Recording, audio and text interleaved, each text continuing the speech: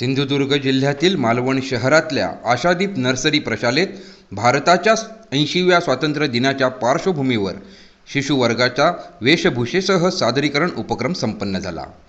गुरुवार 13 ऑगस्ट 2026ला आयोजित या उपक्रमात आशादीप नर्सरीतल्या शिशूंनी भारतीय स्वातंत्र्य सैनिक, राष्ट्रपुरुष तसंच विविध राष्ट्रीय प्रतीकांशी संबंधित वेशभूषा साकारल्या।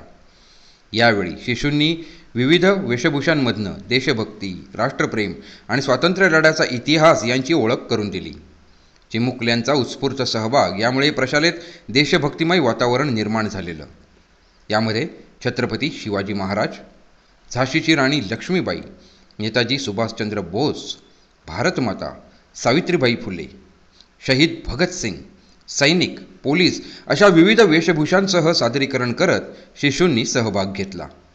भारत माता की जय, वंदे मातरम, छत्रपती शिवाजी महाराज की जय, हर हर महादेव, तुम मुझे खून दो मैं तुम्हें आज़ादी दूंगा, मैं अपनी झांसी नहीं दूंगी अशा घोषणांनी वातावरण देशभक्तिमय झालं।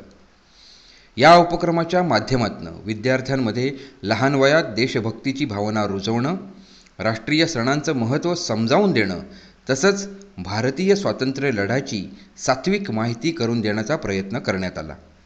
यावेळी शिक्षिका सिस्टर फातिमा, मीना लुगेरा, सिस्टर रोजा आणि आशादीप नर्सरीच्या शिशूंचे पालक उपस्थित होते। आशादीप नर्सरीच्या वतीनं या उपक्रमासाठी सहकार्य केलेल्या सर्वांचे विशेष आभार मानण्यात आले।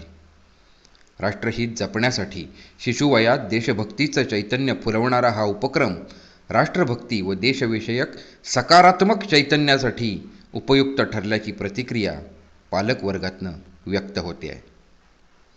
सानिका वांगणकर, आपली सिंधुनगर न्यूज।